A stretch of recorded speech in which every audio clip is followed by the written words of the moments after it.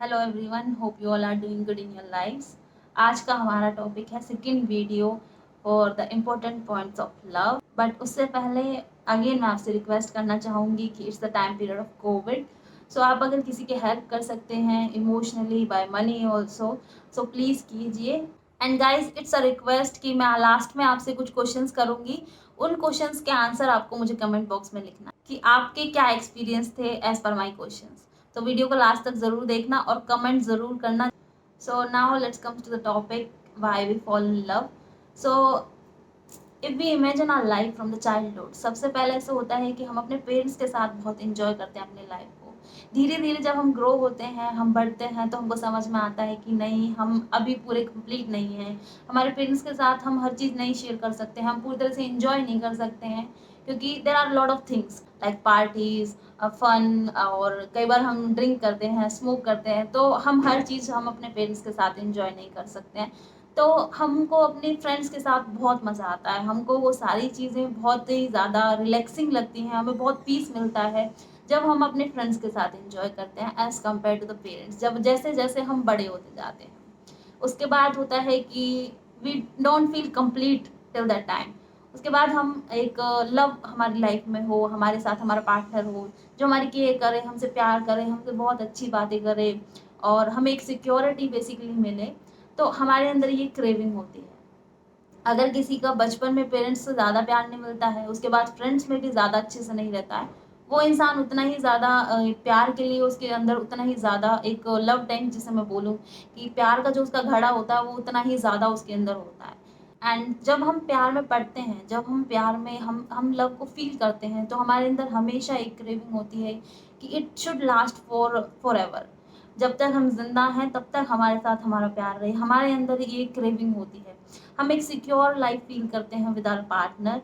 And ये उन लोगों के साथ बहुत ज़्यादा होता है जो लोग बहुत ही ज़्यादा अपने बचपन में उनको प्यार नहीं मिलता है। कई बार पेरेंट्स हमको समझ नहीं पाते हैं, या फिर हमारी फ्रेंडशिप या फिर हमारा फ्रेंड सर्कल इतना नहीं अच्छा होता है, तो उन लोगों के साथ ये और ज़्यादा होता है, उनका लव टैंक और ज़्यादा कम होता है, और उनको प्यार की सबसे ज़्यादा ज़रूरत होती है। ये लोग ऐसे भी होते हैं कि हर बात पे गुस्सा करना, इरिटेटेड हो जाना, थोड़ा दूर रहना, but then also they want love in their life. तो कई बार हम अपने आप को रिस्ट्रिक्शंस में डाल देते हैं, हम नहीं जाते हैं। बट हम एक बार जब हम इसमें जाते हैं, and if we get the betrayal, तो हमको सबसे ज़्यादा पेन होता है उसमें। और जिनका लव टैंक बहुत ज़्यादा एक होता है, जैसे कम होता है, उनके पास सबसे ज़्यादा पेन होता है। और हो भी क्यों ना, क्योंकि बचपन में पेरेंट्स से इतना अच्छा प्यार नहीं मिला, सपोर्ट नहीं मिला, फ्रेंडशिप में उन्हें एक अच्छा रिजल्ट नहीं मिला। एंड लास्टली उनको जब प्यार में धोखा मिलता है, या फिर एक बेट्रेयल उनको फील होता है लाइफ में, तो उनको सबसे ज़्यादा पेन होता है, क्योंकि the person they trusted the most, वही उनको सबसे ज़्यादा तोड़ के जाते हैं।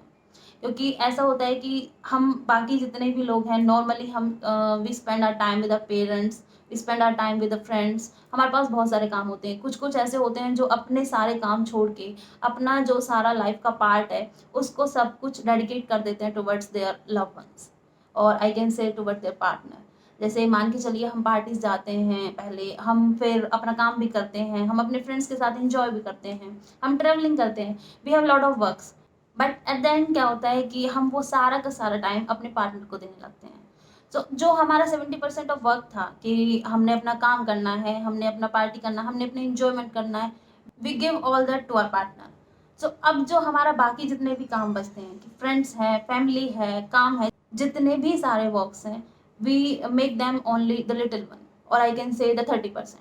तो अब जो आपकी लाइफ है, 70% आपके पार्टनर के साथ है। और जब आपको बिट्रेयल होता है, या फिर आपको धोखा मिलता है, और आपको चीट आपको मिलता है, या फिर आपको एक सेटिस्फेक्शन नहीं मिलती है प्यार में, इग्नोरेंस बहुत ज़्यादा मिलती है, तो आपको वो जो 70% जो होल आपके अंदर बन चुका है, जो 70% आपके सबकॉन्शियस माइंड ने घेर रखा है, और जो एनर्जीज हैं, वो सारी की सारी वहाँ पे जाके वो डिस्ट्रॉय होने लगती हैं, या फिर मैं कहूँ डिस्टर्ब होने लगती हैं। तब जाके आपको बहुत ज़्यादा पेन फील होता है, तब जाके आपको समझ नहीं आता कि what should I do now, right now. Initially in every relationship हम अपना 100% देते हैं, हम अपना बेस्ट पार्ट अपने पार्टनर को शो करते हैं, हम बहुत ज़्यादा टाइम भी देते हैं, हम हमेशा गिफ्ट्स भी देते हैं, हम बहुत प्यारी बातें भी करते हैं। बट जैसे जैसे टाइम बीतता जाता है, ऑन एन एवरेज 2 और 2.5 ईयर्स के आसपास रिलेशनशिप टूट जाते हैं। क्यों? क्योंकि अब आप जो 70% टाइम अपने पार्टनर को दे रहे थे, 70% जो भी आप एक्टिविटीज़ कर रहे थे अपने पार्टनर के साथ कर रहे थे, वो धीरे-धीरे जाके एक समापन के टाइम पे आ जाती हैं, समापन के पॉइंट पे आ जाती हैं बेसिकली। जो एक ट्रू लव होता है वो नेवर एंडिंग होता है। उसमें आप हमेशा अपने आप को इम्प्रूव करने की कोशिश करते हैं, अपने पार्टनर को इम्प्रूव करने की कोशिश करते हैं। बट अगर ऐसा नहीं होता है, आपको एक ये जो लोनलीनेस फील होती है धीरे-धीरे टाइम के साथ, इग्नोरेंस फील होती है, वो इसीलिए होती है क्योंकि आपका पार्टनर पहले आपको 70% अपनी लाइफ का दे रहा था, बट अब उसने धीरे-धीरे कम कर दिया। प्रायोरिटीज टाइम के साथ चेंज हो गई एंड देन यू थिंक कि हमें प्यार नहीं मिल रहा है। फिर आप ये बेट्रेयल वाली कंडीशन में जाते हैं कि या तो आपका पार्टनर किसी और के साथ है या फिर आप खुद भी दूसरों के साथ थोड़ा थोड़ा बात करने लगते हैं। It is not like that कि you are cheating on them, but जब आपको ही आपका आउटपुट या फिर इनपुट जितना आप दे रहे हैं आपको बराबर नहीं मिल रहा, आउटपुट और इनपुट इक्वल नहीं है, तो वो प्रॉब्लम क्रिएट करता है। आपका इमोशनल लव टैंक वहाँ पे और ज़्यादा एम्प्टी हो जाता है and you start craving for the attention. Attention नहीं मिलता है तो आपको और ज़्यादा प्रॉब्लम होती है। जैसा मैंने अभी बताया कि 2.5 और 2 इयर्स के आसपास नॉर्मली रिलेशनशिप्स टूट जाते हैं। वो इसीलिए होता है क्योंकि your partner start ignoring you, और आई कैन से जो 70% आपको मिल रहा था उनकी लाइफ का वो आपको नहीं मिल रहा है। सो आपको बहुत ही ज़्यादा इग्नोरेंस फील होगा, आपको वो बिल्कुल भी पसंद नहीं आएगा क्योंकि विद टाइम एक्सपेक्टेशंस बढ़ सकती हैं, वो कम नहीं होती हैं। यू फील और you want more and more love in your life, और वो अगर घट रहा है और वो बहुत ज़्यादा कम हो रहा है then it creates a problem in the love life. Relationship में सबसे ज़्यादा प्रॉब्लम यहीं पे आ जाती है। नाउ जब आपका ब्रेकअप होता है तो you have only two options. First one, time. अपने आप को टाइम दे पाना, अपने आप को हील कर पाना, वो बहुत ज़्यादा हार्ड होता है। क्यों? क्योंकि आपको वो जो सारा आपने लाइफ का अपना 70% 80% अपने पार्टनर को दिया था, तो उसको एक डीप जो होल आपके सबकॉन्शियस माइंड में बन चुका है, उसको भरने में बहुत टाइम लगता है। उसको या तो रिप्लेसमेंट कर देंगे तो बहुत जल्दी हो जाएगा कि आपका एक पार्टनर गया है दूसरा आया है, तो it will be very easy for you. Although आपको कभी कभी याद आएगी अपने पार्टनर की, बट इतना आपको पेन फील नहीं होगा। बट अगर आप एक सही में नेचुरल प्रोसेस की तरफ जाते हैं, एक हीलिंग की तरफ जाते हैं, उसको टाइम देते हैं, एक लेसन सीखते हैं, ऑल्दो फ्रूटफुल तो बहुत होगा बट हर्टिंग भी कहीं ना कहीं होगा। बट लॉन्गर रन के लिए सबसे अच्छा होगा कि अगर आप एक ब्रेकअप के बाद थोड़ा सा टाइम देते हैं, उसमें एक गैप लेके आते हैं, अपने आप को हील करते हैं, अपने आप को एक जो आपको लेसन मिला है उससे कुछ सीख समझते हैं, तो वो आपके लिए बहुत ही ज़्यादा फ्रूटफुल होगा फॉर द फ्यूचर। अगर आपने उसी टाइम पे रिप्लेसमेंट कर ली, उसी के कुछ टाइम बाद, 4 महीने 3 महीने बाद ही आपने रिप्लेसमेंट कर लिए कि एक पार्टनर गया है दूसरा आया आपके लाइफ में, तो एक ब्रेकअप के बाद जो दूसरा आपका ब्रेकअप होगा उसको टूटने के और ज़्यादा जल्दी चांसेस होंगे, because you didn't learn the lesson. आपके साथ जो पेन जुड़ा है उससे आपने कोई सीखा ही नहीं है, आपने कोई लेसन नहीं लिया है लाइफ में, तो वो आगे जाके प्रॉब्लम क्रिएट करेगा। देन आफ्टर सेकेंड ब्रेकअप आपको फिर क्रेविंग होगी प्यार की, आप दोबारा पढ़ेंगे, और फर्स्ट रिलेशनशिप तोड़ना थोड़ा मुश्किल होता है, दूसरा उससे आसान होता है, और तीसरा और ज़्यादा आसान होता है। तो ऐसे स्टेप बाय स्टेप आपकी लाइफ चलती है।